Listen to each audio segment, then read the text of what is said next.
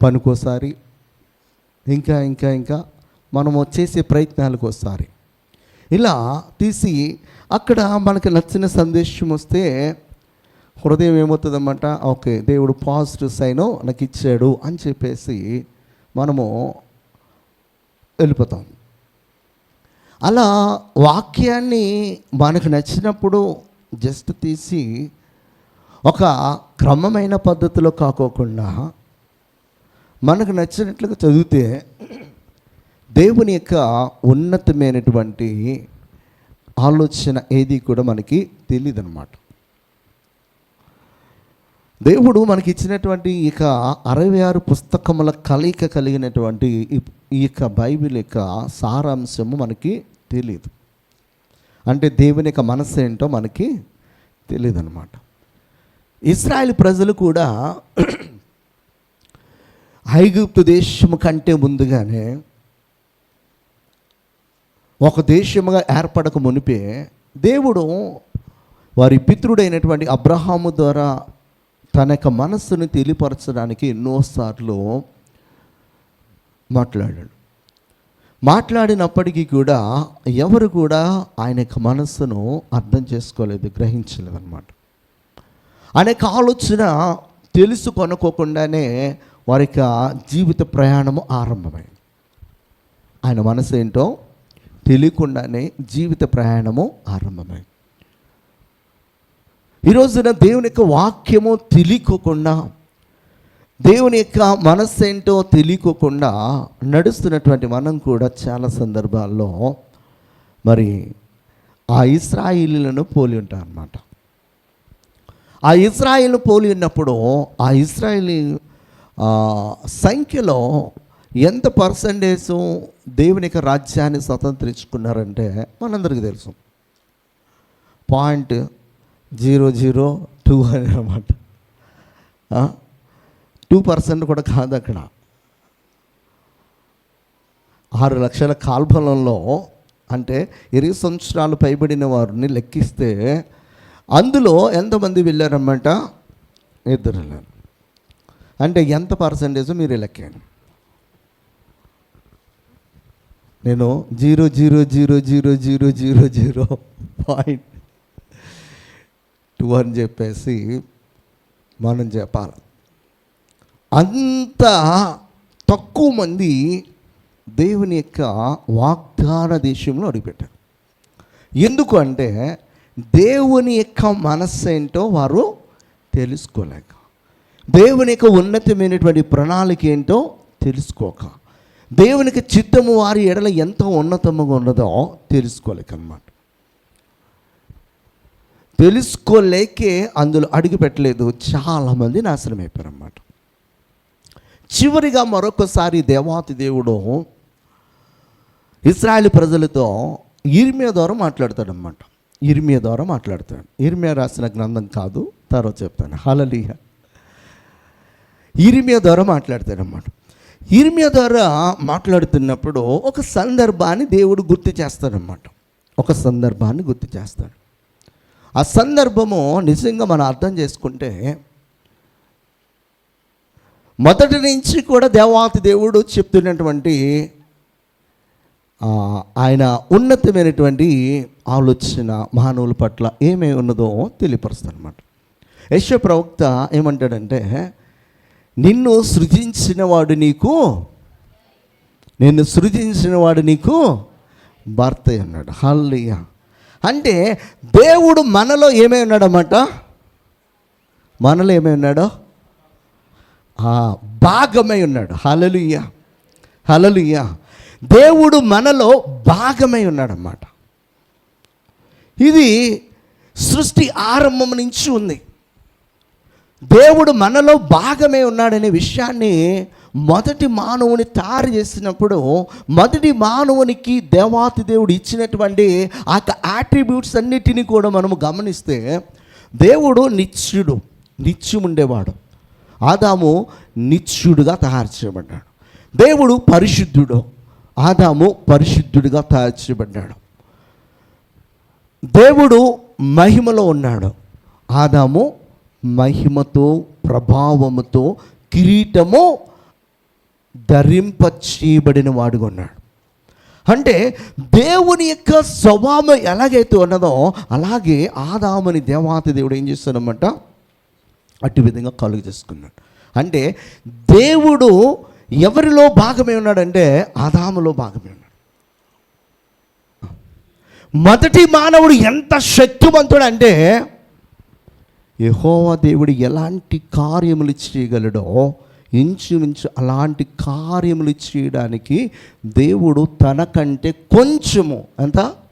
కొంచెము తక్కువనిగా మహిమ ప్రభావములతో కిరీటము ధరింపచేశాడని చెప్పేసి కీర్తనకారుడు 8వ అధ్యాయంలో చాలా స్పష్టంగా చెప్తాడు. హల్లెలూయా, హల్లెలూయా. అంటే దేవుడు తనకంటే కొంచెము తక్కువనిగా చేసి తను కలుగజేసినటువంటి సృష్టి యావత్తును కూడా, ఈ భూమిపై ఉన్నటువంటి వాటిని అన్నిటినీ కూడా పాలించడానికి, తన కంట్రోల్లో తన స్వాధీనంలో ఉంచుకోవడానికి దేవాతి దేవుడు ఏం చేశాడన్నమాట, తనని కలుగు చేసుకున్నాడు. హల్లెలూయా. దేవుని కంటే వానిని కొంచెము తక్కువనిగా చేసినావో మహిమ ప్రభావములతో వానికి కిరీటము ధరింపచేస్తున్నావు. హల్లెలూయా. అంటే దేవుడు మనలో భాగమే ఉన్నాడు. దేవుడు మనలో భాగమే ఉన్నాడు. అయితే ఆయన మనలను కలుగు చేస్తున్నాడు, ఆయన మనలో భాగమే ఉన్నాడు. ఎందుకు భాగమే ఉన్నాడంటే ఆ భాగమే ఈ భాగాన్ని ఏం చేయాలని, ఆ భాగం ఈ భాగాన్ని ఏం చేయాలని, పరిపాలించాలని. హల్లెలూయా. ఆ భాగమే ఈ భాగమును లీడ్ చేయాలని, ఆ భాగమే ఈ భాగమును పాలించాలని, ఆ భాగమే ఈ భాగము సమస్తమును చేసే విధముగా నడిపించాలని చెప్పేసి దేవుని యొక్క ఉన్నతమైన ఆలోచన. దాని ఇప్పటి వరకు కూడా ఎరిగినటువంటి క్రైస్తవ సమాజంగా ఉండిపోయింది. అందుకే ప్రభు అయిన యేసుక్రీస్తు చెప్తున్నారు, సంఘమునకు శిరస్సు నేను, మీరందరూ కూడా నాకు శరీరములోని భాగమై ఉన్నారు. హల్లెలూయా. ఆయన స్పష్టంగా చెప్తున్నాడు, శరీరంలోని భాగమే ఉన్నారు. ఇంకా నుంచి చెప్పాలంటే యోహాను భక్తుడు వాళ్ళు చెప్తున్నాడు, దేవుడు ఏమనంటే, నేను ద్రాక్షవల్లిని, నాలో అంటగట్టబడినటువంటి తీగల మీరు, నాలో అంటగట్టబడినటువంటి. హల్లెలూయా. అంటే దేవుడు మనలో భాగమే ఉండి మనల్ని ఏం చేయాలనుకున్నాడనమాట, పాలించాలనుకున్నాడు. మనల్ని ఏమి చేయాలనుకున్నాడనమాట, నడిపించాలనుకుంటున్నాడు. మళ్ళీ ఏం చేయాలనుకుంటున్నమాట, తన ఉన్నతమైనటువంటి సంకల్పము మన ద్వారా నెరవేర్చుకోవాలనుకుంటున్నాడు. ఆ ఉన్నతమైన ఆలోచన చేతనే దేవాతి దేవుడు ఏం చేస్తాడనమాట, మనలను కలుగు చేసుకున్నాడు. అందుకే అంటాడు యెషయా ప్రవక్త 43:7 చెప్తాడు, నా మహిమ నిమిత్తమే నేను, నా మహిమ నిమిత్తము నేను సృజించిన వారిని, నా నామము పెట్టబడిన వారిని అందరినీ తెప్పించుము. ఎవరి నామం అంట? దేవుని యొక్క నామము. ఆయన యొక్క నామము మనలో భాగమై ఉన్నది. సైంటిస్టులు రీసెంట్గా కనుగొన్నది ఏంటో తెలుసా, మనలో యెహోవా అనే పేరు ప్రతి మానవుల్లో కూడా ఉందంట. హల్లెలూయా, హల్లెలూయా. యెహోవా అనే నామము ఎవరిలో ఉంది? మనలో ఉంది. హల్లెలూయా. నా మహిమ నిమిత్తము నేను సృజించిన వారిని, నా నామము పెట్టబడిన వారిని అందరినీ తెప్పించుము. నేనే వారిని కలుగజేసి తిని, వారిని పుట్టించిన వాడను నేనే. వాళ్ళను పుట్టించినవాడు, మనకు కలుగజేసినవాడు. ఎందుకు కలుగజేస్తాడంటే ఆయన మహిమ నిమిత్తము కలుగజేశాడు. ఈ రోజున ఎంతమంది ఆయన నామము మహిమకరము ఉండటానికి ఆలోచన చేస్తున్నాం, ఆయన నామం మహిమకరంగా ఉండటానికి మాట్లాడుతున్నాం, ఆయన నామం మహిమకరంగా ఉండటానికి మన యొక్క డే టు డే యాక్టివిటీస్ ఉంటున్నాయి అనేది ఆలోచన చేసినట్లయితే చాలా సందర్భాలలో ఆ నామ మహిమ కంటే కూడా మనము పేరు ప్రఖ్యాతలు పొందుకోవడానికి, మనము సుఖభోగములందు మరి వాంఛతో మన ఇష్టానుసారమైనటువంటి జీవితాన్ని జీవించడానికి ఎక్కువగా ఆలోచన చేస్తున్నటువంటి వారు ఉన్నాం. ఈ సాయంకాల సమయంలో ఒక విషయాన్ని పరిశుద్ధాత్మ దేవుడు మనతో మాట్లాడాలనుకుంటున్నాడు. ఏమనంటే, నేను నీలో భాగమై ఉన్నాను. నేను నీలో భాగమే ఉన్నాను. ఇశ్రాయేలు సర్వ సమాజంతో చివరిగా యిర్మీయా ప్రవక్త ఏడుస్తూ కన్నీరు కారుస్తూ మాట్లాడుతున్నాడన్నమాట. ఇశ్రాయేలు ప్రజలారా, ఇప్పటికైనా మీలో భాగమై ఉన్నటువంటి ఆ దేవునిని మీరు నమ్మండి, ఆ దేవుని యందు విశ్వాసం ఉంచండి, ఆ దేవుని ఆశ్రయించండి, ఆ దేవుని యొక్క కృప కొరకు మీరు కనిపెట్టండి అని చెప్పేసి దేవాతి దేవుడు యిర్మీయా ద్వారా చివరిగా మాట్లాడుతున్నాడు. ఎందుకు చివరిగా అని చెప్తున్నానంటే, ఆ తర్వాత ఇశ్రాయేల్ అందరూ కూడా ఇశ్రాయేల్ దేశం నుంచి స్కాటర్డ్ అయిపోయారు. అక్కడి నుంచి త్రోసివేయబడ్డారు, తరిమివేయబడ్డారు. చాలామంది చనిపోయారు, చాలామంది అంగహీనైపోయారు, చాలామంది అక్కడి నుంచి బానిసలుగా వేరు వేరు ప్రాంతములకు కొనిపోబడ్డారు. అందుకే యిర్మీయా ప్రవక్త వారితో మాట్లాడుతున్నాడు. ఏమనంటే విలాప వాక్యములు 3వ అధ్యాయము 24వ మాట.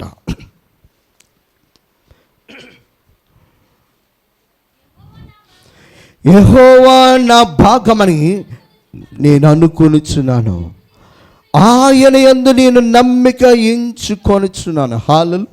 హల్లెలూయా. ప్రవక్త చెప్తున్నాడు ఏమనంటే, యెహోవా నా భాగము, నా భాగము. ఆయన నిజంగా చెప్పాలంటే మన యొక్క భాగస్వామి. రీసెంట్గా జోయల్ అన్న తన యొక్క భార్య ఇద్దరు కూడా ఒక సాంగ్ రాశారు. ఇది భాగస్వామి మీదే. యెహోవా నా భాగస్వామి. రీసెంట్గా చాలా ట్రెండ్ అయింది ఆ సాంగ్. దేవుడు మన భాగస్వామి, దేవుడు మన భాగస్వామి. ఈ భాగస్వామి చెప్పినట్లుగా ఎవరు చేయాలన్నమాట? ఆ భాగస్వామి చేత జతపరచబడినటువంటి భార్య చేయాలి. హల్లెలూయా, హల్లెలూయా. నేను సృజించిన వాడు నీకు భర్త ఉన్నాడంటే అక్కడ ఏంటన్నమాట అర్థము? ఆయన మాట ఎవరు వినాలి? మనుషులైన ప్రతి ఒక్కరు వినాలి. ఇది దేవుని యొక్క ఉన్నతమైనటువంటి సంకల్పం, దేవుని యొక్క ఉన్నతమైన ఆలోచన అన్నమాట. ఆదాము తనకి ఎంత స్వజ్ఞానం ఉన్నప్పటికీ కూడా ఆ జ్ఞానం అంతా కూడా ఎవరి యొద్ద నుంచి వచ్చిందనమాట? దేవుని యొద్ద నుంచి వచ్చింది. ఎంత శక్తి ఉన్నప్పటికీ కూడా ఆ శక్తి అంతా కూడా ఎవరి దగ్గర నుంచి వచ్చిందన్నమాట? దేవుని యొద్ద నుంచి. ఆ జ్ఞానం, ఆ శక్తి తన స్వలాభం కోసం వాడుకోకుండా దేనికోసం వాడాలన్నమాట? దేవుని యొక్క సంకల్పము ఏమై ఉన్నదో దాన్ని నెరవేర్చుట కొరకు తను వాడాలి. మొదటి ఆదాము దేవుని యొక్క సంకల్పమును నెరవేర్చుటలో ఫెయిల్ అయ్యాడు కనుక రెండవ ఆదాముగా వచ్చినటువంటి యేసుక్రీస్తు ప్రభువారు చెప్పినటువంటి మాట ఏంటో తెలుసా? నా తండ్రి యొక్క చిత్తము నెరవేర్చుటే నాకు ఆహారమును పానమునే ఉన్నది. హల్లెలూయా. అంటే యెహోవా దేవుడు తనలో భాగమైనటువంటి యేసుక్రీస్తు ప్రభు ఏం చెప్తున్నాడంటే, ఈ భాగము ఏమైతే నాకు ఉపదేశిస్తుందో, ఈ భాగము ఏదైతే చేయమని నన్ను ప్రేరేపిస్తుందో అది చేయటకు మాత్రమే నేను ఈ లోకానికి వచ్చానని చెప్తున్నాడు. నా తండ్రి యొక్క ఉద్దేశమును, నా తండ్రి యొక్క చిత్తమును, నా తండ్రి యొక్క సంకల్పమును నేను నెరవేర్చి ఆయన ప్రేమ ఎలాంటిదో, ఆయన యొక్క మహిమ ఎలాంటిదో, ఆయన శక్తి ప్రభావం ఎలాంటిదో సమస్తమైన మానవులకు నేను చూపించడానికి ఈ లోకానికి వచ్చానని చెప్పేసి అని చెప్తున్నాడు. ఆ మహిమలో ఉన్నవాడు, ఆ ప్రభావంలో ఉన్నవాడు, తండ్రితో సమానముగా కూర్చున్నటువంటి వాడు, సృష్టి యావత్తును కలుగజేసిన వాడు చెప్తున్నటువంటి మాట ఈ భూమిపైకి రాగానే ఆయన చెప్తున్నాడు ఏమని అంటే, నా తండ్రి యొక్క చిత్తమును నెరవేర్చుట కొరకే. ఆదాము మొదలుకొని ఇప్పటి వరకు కూడా మనందరం కూడా నెరవేర్చవలసింది ఏంటంటే దేవుని యొక్క చిత్తము. హల్లెలూయా. దేవుని యొక్క ఉద్దేశము, దేవుని యొక్క ఆలోచన ప్రకారము మనము జీవించాలన్నమాట. హల్లెలూయా. దేవుడు మనలో భాగమై ఉండి ఆ భాగము మనల్ని ఏం చేయాలని కోరుకుంటుందో అది చేయటానికి మనము సమ్మతించి ఆయన మాట ప్రకారం మనము ఏం చేయాలన్నమాట? జీవించాలి. 119 కీర్తన 57వ మాటలో చెప్తాడు, యెహోవా నీవే నా భాగము, నీ వాక్యమును అనుసరించి నడుచుకుందునని నేను నిశ్చయించుకొని ఉన్నాను. హల్లెలూయా, హల్లెలూయా. ఎక్కడ చూస్తున్నాను? 57. యెహోవా నీవే నా భాగము, నీ వాక్యములను అనుసరించి నడుచుకుందునని నేను నిశ్చయించుకొని ఉన్నాను. హల్లెలూయా. అంటే వాక్యమై ఉన్నటువంటి ఆ దేవాతి దేవుడు మనల్ని ఏం చేయాలన్నమాట? నడిపించాలి. హల్లెలూయా. మనం విడివిడిగా చదువుతాం అన్నమాట. నీ వాక్యము నా పాదములకు దీపము, నా త్రోవకు వెలుగు. నీ వాక్యమే నన్ను నడిపించేది, నీ వాక్యమే నాకు వెలుగునిచ్చేది, నీ వాక్యము వెల్లడి గుడితోడని అక్కడ వెలుగు కలుగును. ఇవన్నీ మనము చదువుతాం. వాటన్నిటి యొక్క సారాంశమును అర్థం చేసుకుంటే ఆ వాక్యము మనలో భాగమై ఈ దేహం మనం ఏం చేయాలన్నమాట? కంట్రోల్ చేయాలి, నడిపించాలి. అప్పుడు మనం వెలిగింపబడ్డ మాత్రమే కాదు, కానీ మనము అనేకులకు వెలుగుకరంగా ఉంటాం. మనం ఆశీర్వదింపబడదు మాత్రమే కాదు, కానీ మనం అనేకులకు ఆశీర్వాదకరంగా ఉంటాం అన్నమాట. దేవుడు ఆశిస్తున్నది అది. నేనైతే నా దేవుణ్ణి నాకు భాగమని ఎంచుకుంటున్నాను. ఇశ్రాయేలు ప్రజలారా, మీరు కూడా మీ దేవుడైన యెహోవాను మీ భాగమని ఎంచుకుంటే, ఆ భాగమైనటువంటి ఆ దేవుడు మిమ్మల్ని నడిపించాలని అనుకుంటే, ఆ భాగమైనటువంటి దేవుని యొక్క మాట మీరు వింటే మీకు మేలు కలుగుతుందని చెప్పేసి ప్రవక్త అయినటువంటి యిర్మీయా మాట్లాడుతున్నాడు. కీర్తనకారుడు 16:4 మాటలు చెప్తాడు. ఒకసారి చూద్దామా? యెహోవాను విడిచి వేరొకని అనుసరించు వారికి ఏమంట? శ్రమలు విస్తరించును. వారు అర్పించు రక్త పానీయ అర్పణములను నేను అర్పింపను, వారి పేర్లు నా పెదవుల నెత్తనంటున్నాడు దావీదు.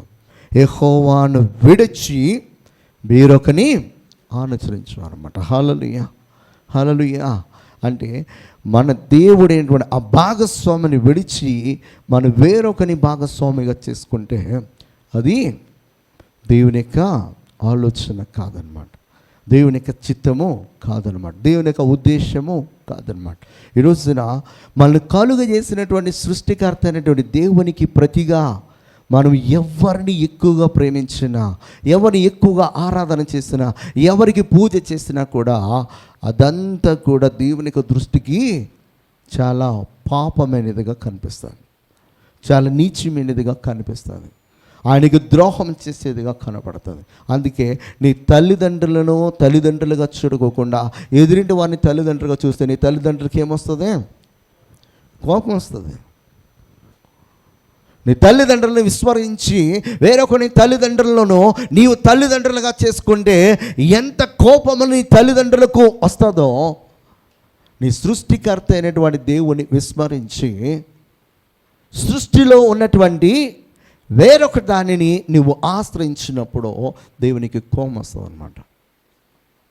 ఈరోజున సృష్టికర్తను మర్చిపోయి చాలా జనాలు ఏం చేస్తున్నారన్నమాట? సృష్టిని ఆరాధిస్తూ ఉన్నారు. సృష్టిలో ఉన్నటువంటి మొక్కలను, సృష్టిలో ఉన్నటువంటి రాళ్లను, సృష్టిలో ఉన్నటువంటి మనుషులను, సృష్టిలో ఉన్నటువంటి చతుష్పాద జంతువులను, పురుగులను, ఇంకా ఇంకా ఇంకా ఇంకా ఇంకా రకరకాల కీటకాలను కూడా ఈరోజున మానవుడు ఏం చేస్తున్నాడు అన్నమాట? పూజిస్తూ వాటికి ఆరాధన చేస్తున్నాడు అన్నమాట. అంటే వారి భాగస్వామి అయినటువంటి దేవుణ్ణి విసర్జించి వేరొకరిని ఏం చేస్తున్నారన్నమాట? వారు భాగస్వామిగా చేసుకున్నారు. మన భాగస్వామి ఏం చేస్తాడంటే మనల్ని బాగు చేస్తాడు. మన భాగస్వామి ఏం చేస్తాడంటే మనం ఎక్కలేనితో కొండపైకి ఎక్కిస్తాడు. మన భాగస్వామి ఏం చేస్తాడంటే మనం ఊహించు వాటికంటే అడుగు వాటికంటే అత్యధికమైన కృపతో మనలను నింపడానికి సమర్థుడైనటువంటి వాడు.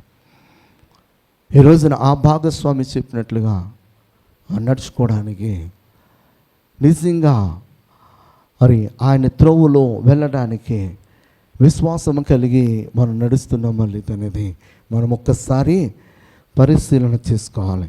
Psalm 73లో చెప్తాడు 26లో. Psalm 73:26 నా శరీరము నా హృదయము క్షీణించిపోయినను, దేవుడు నిత్యము నా హృదయమునకు ఆశ్రయదుర్గమును స్వాస్యమనై ఉన్నాడు. హల్లెలూయా. ఇక్కడ కీర్తన ఒకటి చెప్తాను, నా శరీరమును నా హృదయమును క్షీణించిపోయినను దేవుడు నిత్యము నా హృదయమునకు ఎలాగుంటాడని చెప్తున్నాడో ఆశ్రయదుర్గము అంటాడు. హల్లెలూయా.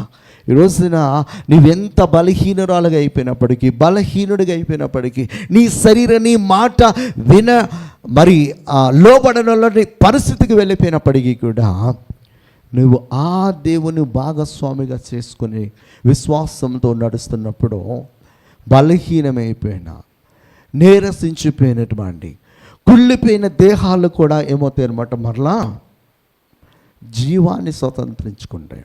హల్లెలూయా, హల్లెలూయా. ఇక్కడ దేవాది దేవుడు ఇశ్రాయేలు ప్రజలతో ప్రవక్త ఇర్మీయా ద్వారా మాట్లాడుతుంది. యెహోవా నా భాగమని నేను అనుకొనిచున్నాను, ఆయన యందు నేను ఏముంచున్నాను అంటున్నాడో నమ్మిక. ఏముంచాలి? నమ్మిక ఉంచాలి. పరిస్థితులు చేజారిపోయిన నమ్మిక మాత్రం మనలో ఏమవకూడదు అనమాట, లేకుండా పోకూడదు.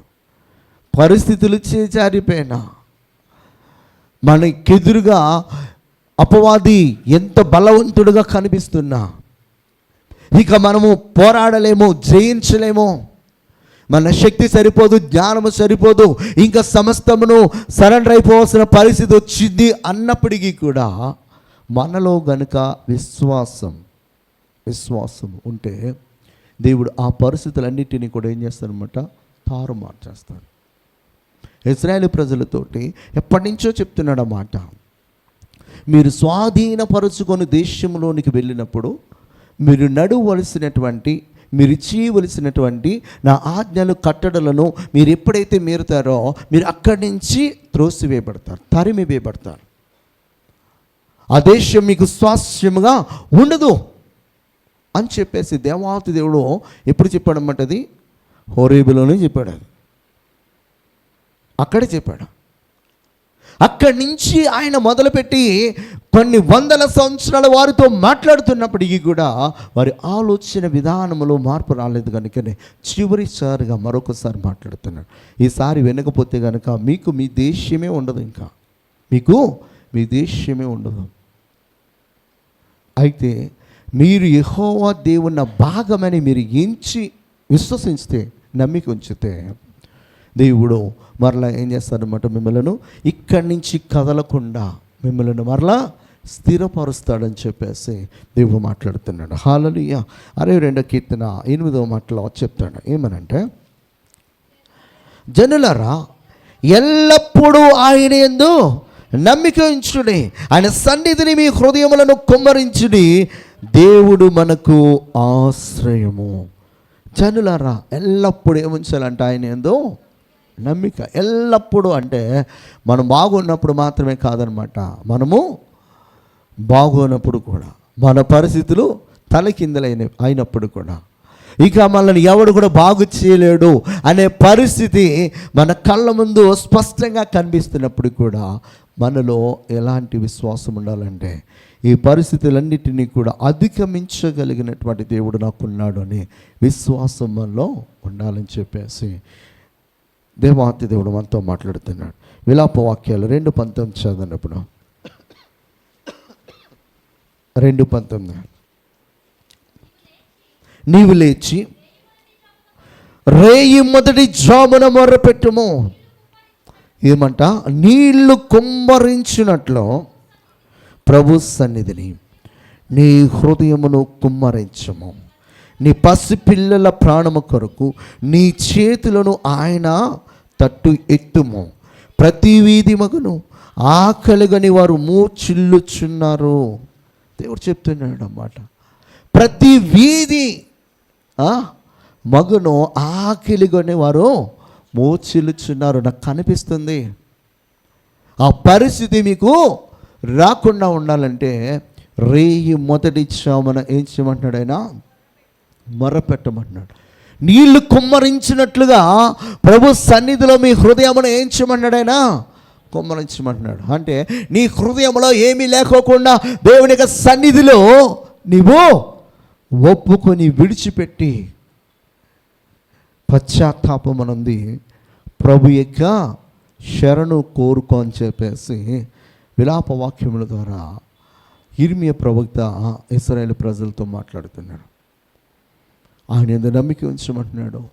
రేయి మొదటి జామున ప్రార్థన చేయమంటున్నాడు. ఎందుకంటే రానున్న ఉగ్రత నుంచి నువ్వు తప్పించబడాలంటే విశ్వాసంతో నువ్వు ఆయన సన్నిధిలో ప్రార్థించమంటాడు. 1 యోహాను 2:28 మాటలో ఒక మాట అంటాడు. ఒకసారి చూద్దాం. ఒకసారి 1 John 2:28. కాబట్టి చిన్న పిల్లలారా, ఆయన ప్రత్యక్షమగునప్పుడు ఆయన రాకడేందు మనము ఆయన ఎదుట సిగ్గుపడక ధైర్యము కలుగుండినట్లు మీరు ఆయన యందు నిలిచుండండి. హల్లెలూయా, హల్లెలూయా. ఇక్కడ మన విశ్వాసంలో నిలకడగా ఉండాలి, నిలిచి ఉండాలి. మీకు కలిగి ఉన్న దానిని కడ వరకు కూడా దాన్ని ఏం చేయమంటాడు దేవుడు? పట్టుకొని కాపాడుకోండి. మీకు ఎంత వాక్యం తెలుసో ఆ వాక్యమును బట్టి మీరు విశ్వాసముతో దేవుని సన్నిధిలో మీరు గడపండి అని చెప్పేసి దేనికి వాక్యం తెలుసు. మనకు కలిగి ఉన్న దాన్ని కడ వరకు ఏం చేయాలన్నమాట? పట్టుకొని కాపాడుకోవాలి. నమ్మిక. రేయి మొదటి జామున లేచి కన్నీళ్ళతో మొరపెట్టుట, మనం కలిగి ఉన్న దాన్ని కడ వరకు కాపాడుకున్నట్టు. ఇవన్నీ కూడా మనము ఎప్పుడైతే చేస్తామో దేవుని యొక్క ఉగ్రత నుంచి మనము తప్పింపబడతాం. యెషయా చెప్తాడు 26:4 మాటలో ఏమనంటే, యెహోవా యెహోవాయే నిత్యాశ్రయదుర్గము, యుగ యుగములు యెహోవాను నమ్ముకొనుడి. యెహోవా యెహోవాయే. ఏమంట? యెహోవా యెహోవాయే. ఏంటనమాట? ఆయన నిత్య ఆశ్రయదుర్గము. ఒక సమయమందు కాదు, నిత్యము ఆశ్రయింపదగినటువంటి వాడు అన్నమాట. హల్లెలూయా. నిత్యము ఆయన మనము మొరపెట్టాలి, కానీ ప్రతి మొరను విని మనకు ప్రత్యుత్తరం ఇచ్చేవాడు అన్నమాట. హల్లెలూయా. ఆహాబు చేసినటువంటి దుర్మార్గపు క్రియలను బట్టి దేవుడు ఏంటంటే యెహోవా ప్రవక్త ద్వారా మాట్లాడతాడు. నీ కుటుంబాన్ని ఇదిగో ఇట్టి విధంగా నాశనం చేయబోతున్నా, నీ ఉండగానే, నువ్వు చూస్తుండగానే నీ కుటుంబాన్ని ఇదిగో ఆకాశ పక్షులకు ఎరగానో భూజంతువులకు ఎరగానో నేను వేయబోతున్నాను. నీ యొక్క ఆ కుటుంబస్తుల యొక్క రక్తము కుక్కలు నాకుతాయి, ఆకాశ పక్షులు వచ్చి తింటాయి, ఇంకా చాలా చిందర వదరగా చేయబోతున్నాను, కుటుంబంలో ఎవడు కూడా ఉండడని చెప్పేసి దేవుడిని యెహోవా ఆహాబు రాజుతో మాట్లాడితే ఆహాబు రాజు దేవుని సన్నిధిలో కన్నీరు కాచి ప్రార్థన చేస్తుంది అన్నమాట. కన్నీరు కాచి ప్రార్థన చేసినప్పుడు దేవుడిని యెహోవా ఏం చేస్తాడో తెలుసా? నీ తరములో నేను దానిని చేయను. దేవుడు చెప్పినటువంటి మాట, ఆహాబు నాకు భయపడి వినయముగా ప్రవర్తించుట చూచితివా. చూడండి, ఆయన ఎంత కరుణ కలిగిన దేవుడో.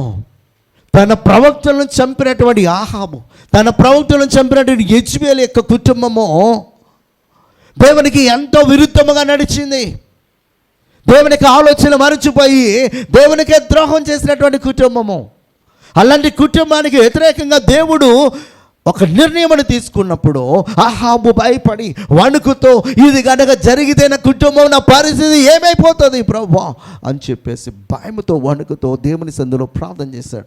వినయముగా ప్రవర్తించడం చూసితివా. నాకు భయపడి అతడు వినయముగా ప్రవర్తించడం చేత ఆ అపాయం అతని కాలమందు సంభవింపకుండా ఆపి అతని కుమారుల కాలమందు అతని కుటుంబకుల మీదకి నేను దాన్ని రప్పించేదని చెప్తున్నాడు. ఎంత కరుణ కలిగిన దేవుడు. అందుకే అని చెప్తున్నాడు, నిత్య ఆశ్రయ దుర్గమైన. ఎంతటి ఘోర పాపినైనా క్షమించగలిగినటువంటి స్వభావము ఎవరికి ఉందంటే మన దేవాతి దేవునికి ఉంది. హల్లెలూయా, హల్లెలూయా. పాత నిబంధన అర్థం చేసుకోక చాలామంది ఏమనుకుంటారు, యెహోవా చాలా కోపస్తుడు. బైబిల్ గ్రంథం సరిగ్గా చదివితే అర్థమవుతుంది ఆయన ఎంత కరుణ కలిగిన వాడో. నా కోపము క్షణికం, నా యొక్క దయ మీ ఆయుష్కాలం. ఆయన దయ ఎవరి ఆయుష్కాలము? మన ఆయుష్కాలం. మన ఆయుష్కాలం అంతా కూడా ఆయన ఏం చూపిస్తున్నాడు అన్నమాట? దయ చూపిస్తున్నాడు. కనుక ఈరోజు వరకు కూడా సజీవుల లెక్కలో ఉన్నాం. ఆ సజీవుల లెక్కలో ఉన్నామంటే మన క్రియలు కాదు, మన ఆలోచన కాదు, మన మాటలు కాదు, మన భక్తి కాదు, మన విశ్వాసం కాదు, మన భయం కానే కాదు. అసలు మన నీతి దేవుని ముందర ఒక మురికి గుడ్డ వల్ల కనపడితే పొద్దున్న నుంచి సాయంకాలం వరకు చేసే ఆ తుచ్చమైన నీచు పనులు ఇక ఎంత మురికిగా కనపడతాయి. ఆలోచించండి. ఆయనను కూడా ఆయన మనపై కోపం చూపించట్ల. ఏం చూపిస్తున్నాడు? దయ చూపిస్తున్నాడు. అందుకే ఇశ్రాయేలు ప్రజలారా, మీ నిత్య ఆశ్రయ దుర్గమైనటువంటి ఆ దేవుని వైపు తిరగండి. ఆ దేవుని మీరు నమ్ముకొనండి. ఆ దేవుని యందు విశ్వాసం ఉంచండి అని చెప్తున్నాడు అనమాట. హల్లెలూయా. 3:20 చదువుదాం ఇప్పుడు విలాపంలో.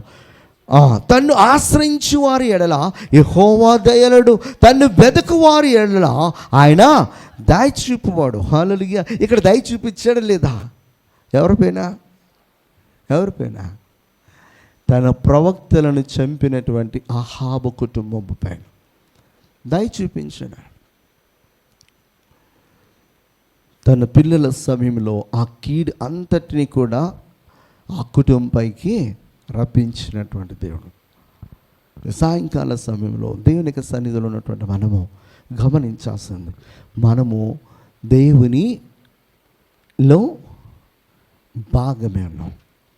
యెహోవా దేవుడు మన భాగమే ఉన్నాడు. ఆ భాగము చెప్పినట్లుగా, ఆ భాగస్వామి చెప్పినట్లుగా ఈ భార్య అనబడినటువంటి విశ్వాసి, ఆయన యందు విశ్వాసంతో నడుస్తున్నటువంటి ప్రతి ఒక్కరు కూడా చేయాలి. ఆయన యందు ఏముంచాలన్నమాట? నమ్మిక ఉంచాలి. మూడోది ఏంటన్నమాట? ఆయనను ఆశ్రయించాలి. హల్లెలూయా. వేరొకరిని ఆశ్రయించకూడదు. కష్టకాలంలో, వేదన సమయాల్లో దేవుళ్ళు మార్చేస్తారు కొంతమంది, ప్లేసెస్ మార్చేస్తారు కొంతమంది. మార్చాల్సిందేంటి? ప్లేసెసా, చర్చెసా, దేవుళ్ళ కాదు. మారాల్సింది మనం. మార్చాల్సింది మనలో ఎరక తరకలు ఉన్నవి, అడ్డదిడ్డంగా పెరిగిపోయినవి, ఆటంకము కలిగించేవి, దేవుని యొక్క దృష్టికి అపవిత్రంగా కనిపించేవన్నిటినీ కూడా మార్చివేస్తే దేవుని యొక్క ఉన్నతమైన సంకల్పము చక్కగా స్పష్టంగా చూడగలుగుతాం. దేవుని యొక్క ఆశీర్వాదం మన మీదకి వస్తుందో లేదో మనం స్పష్టంగా చూడగలుగుతాం. దాన్ని తొలగించుకోకుండా మనం ఏం చేస్తామన్నమాట? ఈ చర్చ్ వద్దు, వేరే చర్చికి వెళ్ళిపోదాం. ఈ సేవకుడు వద్దు, వేరే సేవకుడిని చూద్దాం. అసలు ఈ దేవుడే వద్దు, వేరే ఒక దేవుడిని చూద్దాం. ప్లేసెస్ మార్చేస్తే, సేవకులను మార్చేస్తే, దేవుళ్ళని మార్చేస్తే దీవెనలు రావు. మార్చాల్సింది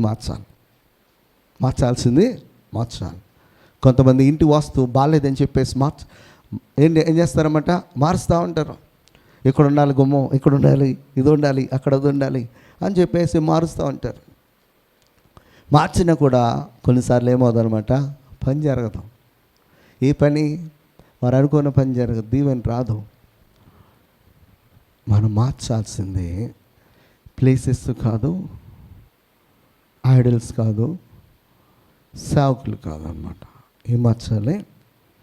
దేనినైతే మార్చాలో దానిని మనం మార్చినప్పుడు దేవుని యొక్క ఆశీర్వాదాన్ని మనము ఖచ్చితంగా పొందుకుంటాం అన్నమాట. మనలో తీసివేయాల్సినటువంటి వాటిని తీసివేయాలి. దేవునికి ఆటంకముగా ఉన్న వాటిని తీసివేయాలి. దేవుని యొక్క దృష్టికి ఘోరముగా కనపడుతున్న వాటిని మనము తీసివేయాలి. దేవుడు ఏంటి? యెహోవా ఏమంటాడంటే, నాలో పాపమున్న ఎడల యెహోవా నా మనవి ఆలకించటం. మనలో పాపము కనిపిస్తున్నప్పుడు దేవుడిని యెహోవా మన మనవి ఏం చేయనమాట? ఆలకించటం. నీ చేతులను కడుక్కొని అంటాడు. ఎక్కడ?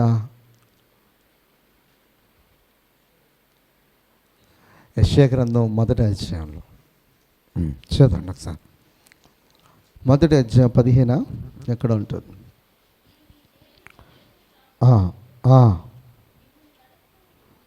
ఏమంట? మీరు మీ చేతులు చాపినప్పుడు మిమ్మల్ని చూడక నా కన్నులు కప్పుకొందును, మీరు బహుగా ప్రార్థన చేసినను నేను వినను. మీ చేతులు రక్తంతో నిండినవి, మిమ్మల్ని కడుక్కొనడి, శుద్ధి చేసుకొనడి. మీ దుష్క్రియలు నాకు కనబడకుండా వాటిని తొలగింపడి, కీడు చేయట మానుడి, మేలు చేయ నేర్చుకొనడి. న్యాయము జాగ్రత్తగా విచారించుడి, హింసించబడు వానిని విడిపించుడి. తండ్రి లేని వానికి న్యాయం తీర్చుడి, విధురాలి పక్షముగా వాదించుడి. యెహోవా ఈ మాట సెలవిచ్చుచున్నాడు. రండి, మన వివాదము తీర్చుకుందాము. మీ పాపములు రక్తం వలె ఎర్రనివైనను, అవి హిమ వలె తెల్లబడను. కెంపు వలె ఎర్రనివైనను, అవి గొర్రెబెచ్చు వలె తెల్లనివగను. మీరు సమ్మతించి నా మాట వినిన ఎడల మీరు భూమి యొక్క మంచి పదార్థములను అనుభవించారు. హల్లెలూయా. ఇక్కడ చెప్తున్నాడు అన్నమాట, మీరు మీ చేతులను ఏం చేసుకోమంటున్నాడు, అక్కడ కడుక్కోవాలి. మీ పాపములను ఏం చేయమంటున్నాడైనా, దుష్క్రియలను ఏమంటున్నాడైనా, కనబడకుండా వాటిని తొలగించుకోవాలి. తొలగించాల్సిన వాటిని తొలగించుకోకుండా వాటిని అట్టే పెట్టుకుని ప్లేసెస్ మారిస్తే ప్రయోజనము ఉండదు. ప్లేసెస్ మారిస్తే ప్రయోజనం ఉండదు. ప్లేస్ మార్చినంత మాత్రాన మనలో ఉన్నటువంటి ఆ పాపం దేనికి కనపడకుండా ఉంటుందా? కనిపిస్తూనే ఉంటుంది. మన హృదయ అంతరంగంలో ఏమి దాగి ఉన్నదో ఆయన అంతా కూడా చూసి దేవుడు అన్నమాట. నన్ను హృదయము ఆయనకు తేటగా కనిపించుతుంది. దావీదు భక్తుడు అంటాడు, నేను వేకు రెక్కలు ధరించుకుని నేను ఎక్కడికి వెళ్ళిపోయినా నువ్వు అక్కడ ఉండవయ్యా, నీకు మరుగుగా నేనేం చేయగలను, నేనేం ఆలోచన చేయగలను అంటాడు. ఆలోచన చేయలేను, ఏమీ చేయలేను, ఎక్కడ కూడా దాక్కోలేను. అయితే మనుషులు ఏమనుకుంటారంటే, మనల్ని ఎవడు చూడట్లేదు కదా. చూసేవాడు చూస్తూనే ఉన్నాడు, వినేవాడు వింటూనే ఉన్నాడు. చూసినవాడు విన్నవాడు ఒక రోజున ఏం చేస్తానమాట, బహిర్గతం చేస్తానమాట. ఈ సాయంకాలం వేళ ఇశ్రాయేలు ప్రజలతో దేవుడు మాట్లాడుతున్నాడు. ఏమనంటే, ఆయనను ఏం చేయమంటున్నాడో ఆశ్రయించండి. ఏం చేయాలంట? ఆశ్రయించాలి. 40 అధ్యాయం యెషయా గ్రంథం 31 వచనం కూడా చదివేసి మనం ముగించేద్దాం. 40:31 యెహోవా కొరకు ఎదురు చూస్తువారు నూతన బలము పొందుకొందురు, వారు పక్షిరాజుల వలె రెక్కలు చాపి పైకి ఎగురుదురు, అలయక పరిగెత్తుదురు, సొమ్మచిల్లక నడిచిపోదురు. హల్లెలూయా. 4వది ఏంటంటే, ఎదురు చూడాలి అంటే ఓపిక కలిగి ఎదురు చూడడం అని చెప్తాడు. అందులోని విలాపవాక్యంలో చెప్తాడు 26లో, నరులు ఆశ కలిగి యెహోవా అనుగ్రహించు రక్షణ కొరకు ఓపికతో కనిపెట్టుట మంచిదన్నమాట. హల్లెలూయా. ఓపిక కలిగి ఉండాలి. ఓపిక ఎంతమందిలో అయితే ఉంటుందో వారు ఖచ్చితంగా వారు ఆశించినటువంటి ఫలము కంటే అత్యధికమైనటువంటి ఫలాలను వారు పొందుకుంటారన్నమాట. హల్లెలూయా. హల్లెలూయా. ఇక్కడ ఇర్మియా ప్రవక్త ద్వారా దేవుడు మాట్లాడుతున్నటువంటి మంచి మాట ఏంటంటే, యెహోవా నా భాగము. ఆ భాగము చెప్పినట్లుగా మనము విందాం. ఆ భాగమైనటువంటి దేవుని యందు విశ్వాసము ఉంచుదాం. ఆ భాగమైనటువంటి దేవుణ్ణి మనము ఆశ్రయించుదాం. ఆ భాగమైనటువంటి దేవుని మనము కనిపెట్టి ఆయన మనకు ఆశీర్వాదం ఇచ్చేంత వరకు కూడా ఎదురు చూద్దాం అని చెప్పేసి చెప్తున్నాడు అనమాట. హల్లెలూయా. హల్లెలూయా. 119, 174 మాట చదివి మనం ముగిద్దాం. యెహోవా, హల్లెలూయా, నీ రక్షణ కొరకు నేను మిగిల ఆశపడుచున్నాను, నీ ధర్మశాస్త్రము నాకు సంతోషకరము. హల్లెలూయా. నీ రక్షణ కొరకు నేను మిగిల ఆశపడుతున్నా. హల్లెలూయా. యెహోవాయే రక్షించేవాడు, యెహోవాయే కాపాడేవాడు, యెహోవాయే పోషించేవాడు కనుక ఆయన కొరకు మీరు ఓపిక కలిగి కనిపెట్టి చూడండి అయ్యా. ఈ విగ్రహాలను, ఈ బయలుదేవతలను, ఇదిగో ఈ మనుషులు చెప్పే ఈ విగ్రహారాధన వైపు మీరు తొలగిపోయి దేవుని యొక్క ఉగ్రతకు మీరు పాలవుకోకుండా ఆయన కొరకు మీరు కనిపెడితే ఆ ఉగ్రత నుంచి కూడా మీరు బయటపడతారు, తప్పించబడతారు. ఆయన యందు నమ్మిక ఉంచండి, ఆయనను ఆశ్రయించండి, ఆయన చెప్పినట్లు మీరు చేయండి అని చెప్పేసి యెహోవా దేవుడు ఎవరి ద్వారా మాట్లాడుతున్నమాట? యిర్మీయా ద్వారా ఇశ్రాయేలు ప్రజలతో మాట్లాడుతున్నాడు. ఈ రోజున నిజమైనటువంటి విశ్వాసులమైతే దేవుని మనము ఏం చేసుకోవాలన్నమాట? భాగస్వామిగా చేసుకోవాలి. ఆ భాగస్వామి చెప్పినట్లుగా మనము వినాలి. ఆ భాగస్వామిని ఏం చేయాలి? నమ్మాలి. ఆ భాగస్వామిని మనము ఆశ్రయించాలి. ఆ భాగస్వామిని ఓపికతో మనల్ని దీవించే వరకు కూడా కనిపెట్టాలి. అటువంటి కృప దేవుడు మనకు అనుగ్రహించును గాక. ఆమేన్. ప్రార్థన చేసుకుందాం. మహాపరిశుద్ధుడు, మహోన్నతుడు, సర్వ